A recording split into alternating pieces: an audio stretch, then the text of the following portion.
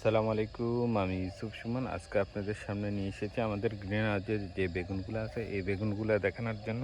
আমাদের এই বেগুনগুলো মূলত আপনার দেখা গেছে আগের অন্য একটা ভিডিওতে আপনাদেরকে দেখানো হচ্ছে যে যে এই বেগুনগুলো আপনার উচ্চতা হাইট ছিল আপনার 5 থেকে 6 ফুট। আমরা এটাকে কেটে নিয়ে এসেছি আপনার 50 থেকে 40 সেন্টি।